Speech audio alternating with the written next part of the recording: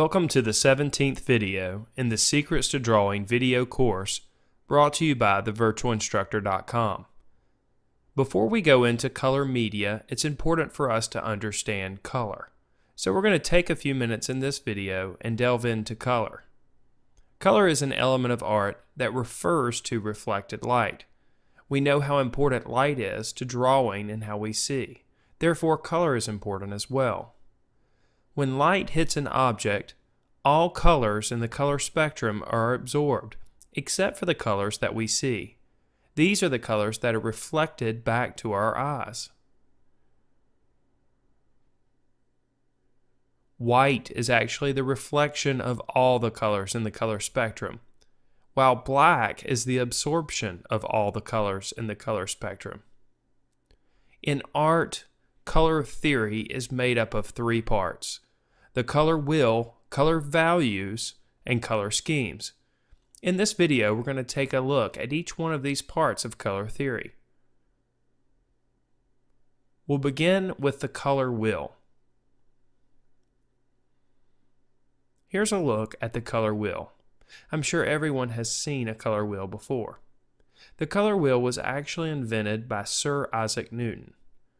He took the color spectrum and divided it into individual bands, and then took those bands and formed it into a circle, thus creating the first color wheel. So basically, the color wheel is the color spectrum bent into a circle. Each color has a specific place on the color wheel, and color relationships exist because of their specific locations on the color wheel. Here's a look at the color spectrum. Roy G. Biv. You've probably heard of that before. It's an acronym for red, orange, yellow, green, blue, indigo, and violet. Here we can see how the color spectrum is actually bent into a circle on the color wheel. There are different types of colors on the color wheel as well. Let's begin by talking about primary colors. Primary colors are red, yellow, and blue. These colors are referred to as primary colors for a couple of reasons. They're first referred to as primary colors because you cannot mix two colors together to get them. You can't mix any two colors to get red, yellow, or blue. Secondly, they're called primary colors because these are the colors that you may choose to start with when mixing colors. You see, all other colors can be mixed by using red, yellow, and blue. Now, when you mix two primary colors together, you get what are called secondary colors. When you mix red and blue, you get purple. When you mix red and yellow, you get orange. And when you mix yellow and blue, you get green. The secondary colors are purple, green, and orange. When you mix a primary color with a secondary color, you get a type of color that is called tertiary. Tertiary colors are made by mixing a primary and secondary color together. They are red-orange, red-purple, yellow-green, yellow-orange, blue-green, and blue-purple. Notice that the proper way to name these colors is with the primary color listed first and the secondary color listed second. There are a total of 6 tertiary colors. Now that we've established the types of color on the color wheel, let's talk for a moment about color and emotion. Take a look at this screen of blue. Does it make you feel a certain way? Well, color actually has psychological effects. For example, blue is typically calming, soothing, and can reflect sadness. Here's another color, yellow. How does the yellow make you feel? Yellow also can affect you psychologically. Yellow tends to convey warmth. It can cause frustration and fatigues the eye. And then, of course, red. Red also can create emotional and psychological effects to its viewer. Red typically reflects love, comfort, it causes hunger, and can increase heart rate. The second part of color theory deals with color values and intensity. Color value refers to the darkness or lightness of a color. Here's a look at the color wheel with consideration for the color values. Notice how each color on the color wheel has a full range of value associated with it. It has the lighter versions of those colors as well as the darker versions of those colors. For example, if you take a color blue and you add black to it, you're creating just a shade of blue. If you add white, you're creating a tint of blue. Blue is still the color. Here's a closer look at this. If we take the color blue, which is also referred to as hue, and add white to it, we're creating a tint of blue. The color or the hue actually doesn't change. Instead, it's purely the value that changes. This is important as we move forward and talk about color schemes in a moment. It's important to know that the tint or shade of the color is not affecting the actual color and its relationship to other colors. Instead, it's affecting purely the value.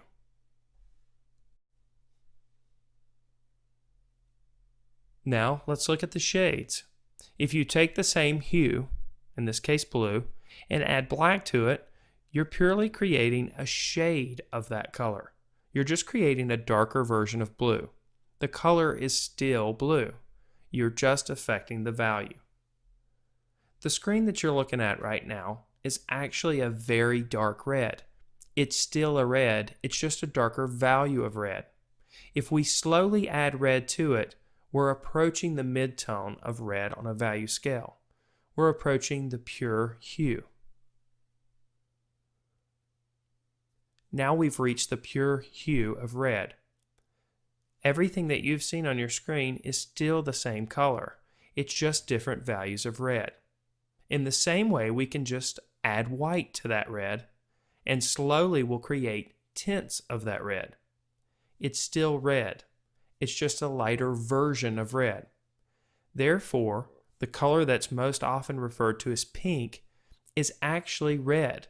It's not its own color. Instead, it's a tint of red. Intensity is slightly different than value. The intensity of a color can be adjusted by adding grays to that color.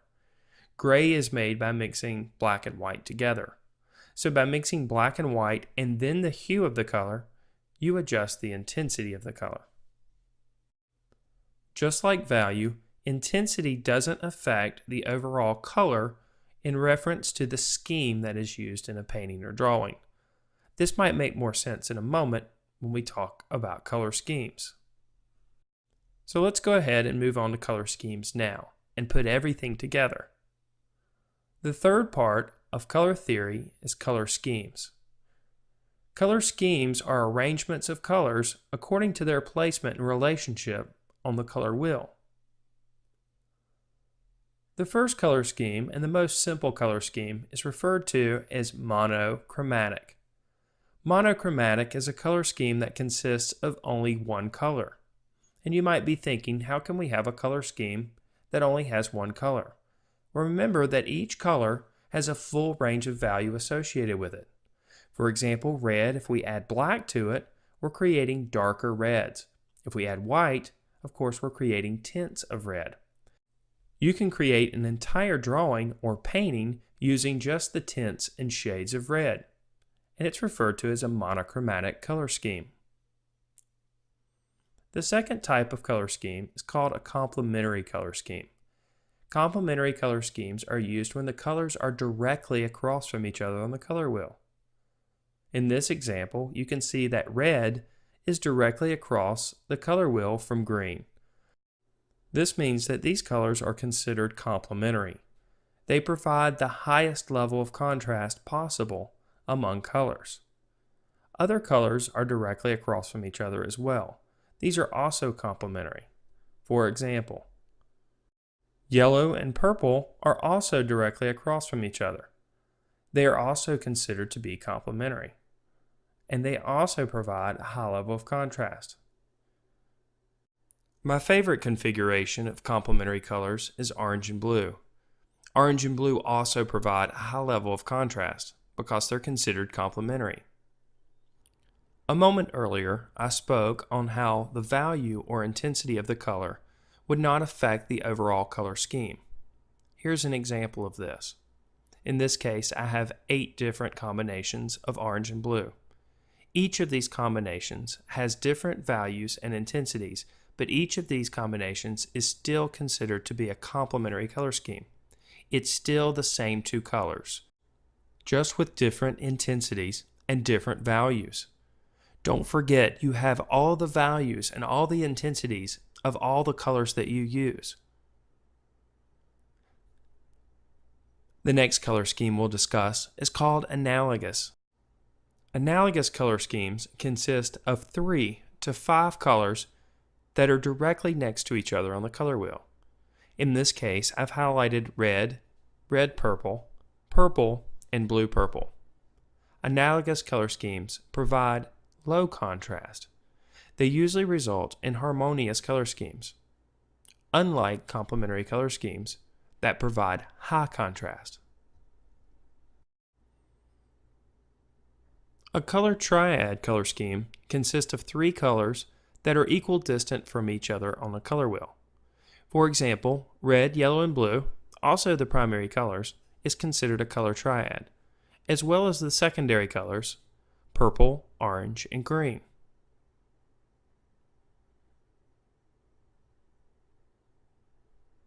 A color tetrad consists of 4 colors that are equal distant from each other on the color wheel.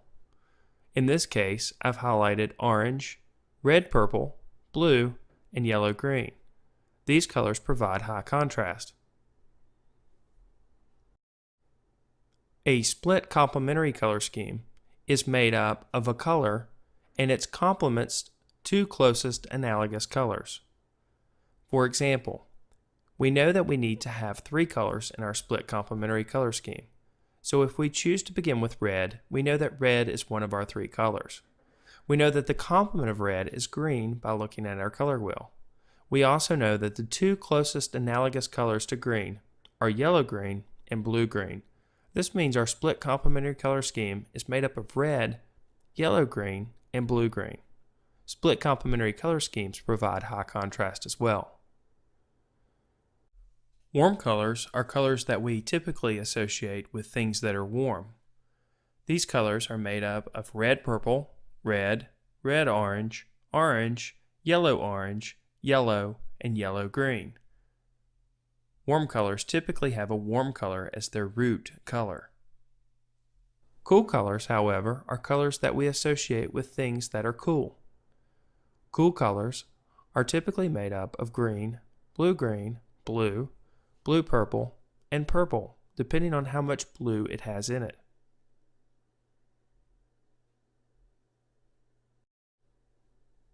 So what did we learn in this video?